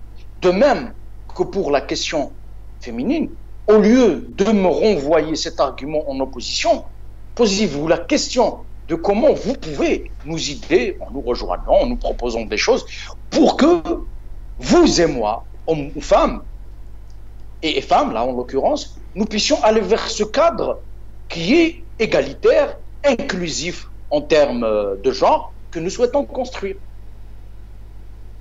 Ok. Alors, le Python d'Aqbo. Je salue Nasta Aqbo, surtout pour ils ont refusé un truc. Bon. Alors, le Python d'Aqbo. Est-ce que Double Rupture est un mouvement politique avec un programme ou juste un petit groupe de pression?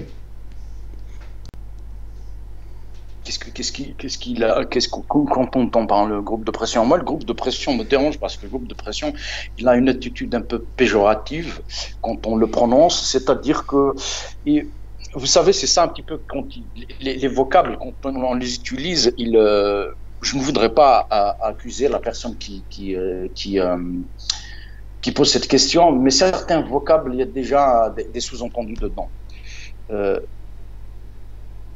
C'est quoi Double Rupture? Ce sont des Algériens qui ont une opinion sur la vie politique de leur pays et ils l'ont exprimée. Est-ce que le fait de dire que c'est un groupe de pression signifie que nous ne devons pas exister? Et là, on voit certains vocables, parce que ce n'est pas la première fois, on les entend pour d'autres sujets. Venons, quand on parle de modèle démocratique, quand on parle de projection démocratique, on ne peut pas poser des questions avec quand même une dimension en termes d'anathème qui pèse. Dites-moi si c'est un mouvement politique ou est-ce que vous avez une grande taille, une petite taille, ça je peux l'entendre. Mais groupe de pression, il y a déjà un parti pris qui est pris. Or, enfin, vous êtes libre, chacun est libre d'appeler ce qu'il veut. Moi, je considère à la base, c'est simplement des Algériens qui partageaient un certain point de vue, nous le partageons d'ailleurs aujourd'hui, nous avons décidé de le porter par certaines actions et la construction d'un collectif commun.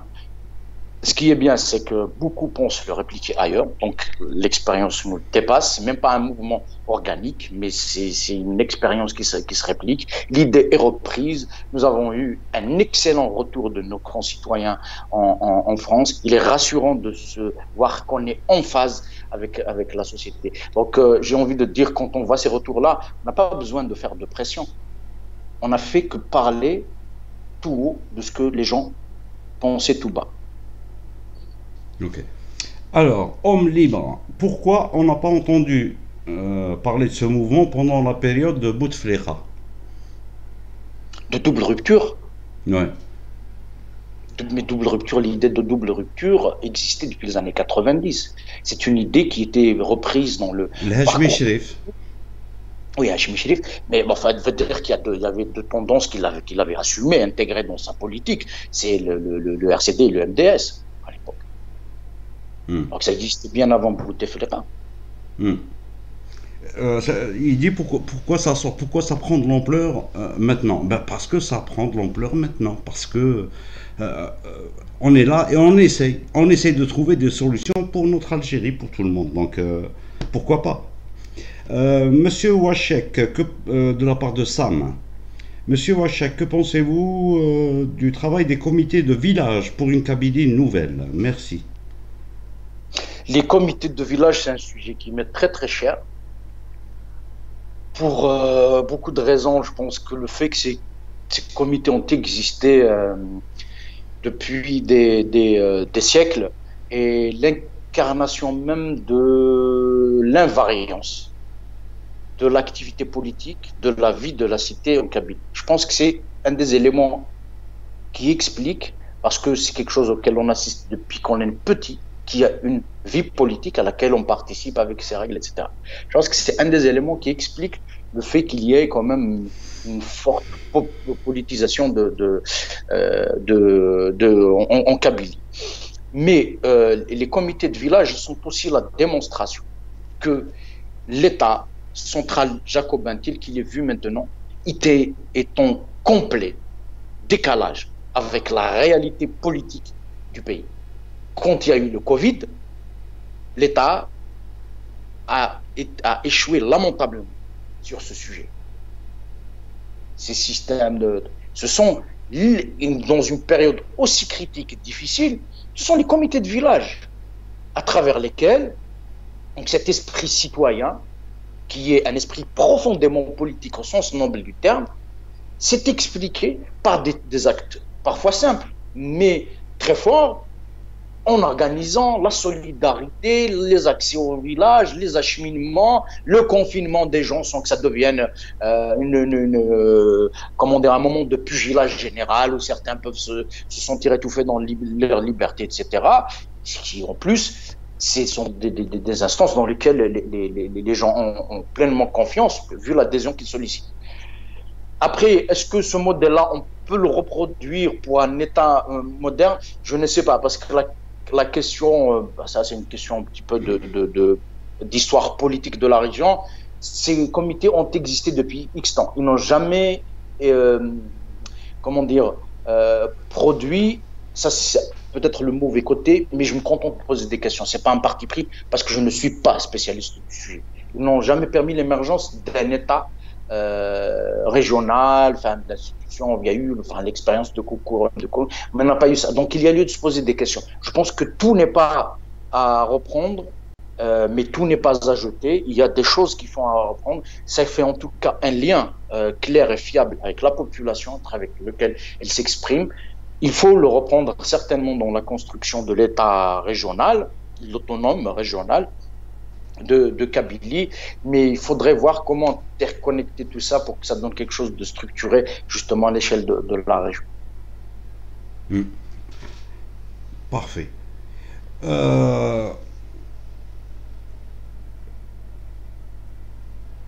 Est-ce que tu penses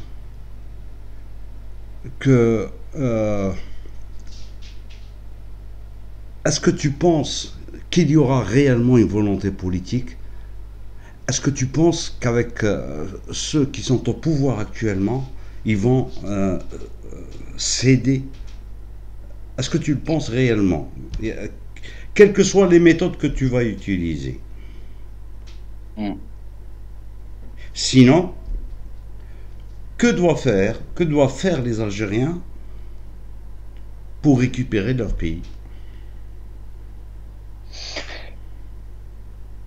Je crois que, et quand même le 22 février, il apporte une réponse. Il apporte une réponse. Les Algériens ont démontré une démonstration que quand on se mobilise entièrement, on peut faire des choses. On a empêché le 5e mandat, clairement. On a réussi à faire reporter les élections une fois. Mais toute révolution a besoin à un moment donné d'atteindre une maturité. Ça ne se fera pas sans un vrai projet politique, duquel découleront à la fois son organisation et ses moyens de travail. Moi, l'élément volonté politique de la part du régime, je n'exclus pas qu'il existe ou pas. Je n'ai aucune idée. Les expériences passées m'ont juste appris à l'évacuer de l'équation, dont le résultat est d'essayer de voir comment on peut faire changer les choses. On ne peut pas compter, je ne peux pas savoir. Qui peut dire quelle sera la réaction? On ne saura pas. On peut espérer qu'ils aient un peu plus de présence d'esprit pour favoriser un processus plus serein, calme, et qu'on accélère un peu la cadence parce qu'il y a des défis importants qui nous attendent. Les halats du pays sur le plan économique, ça il va falloir le dire.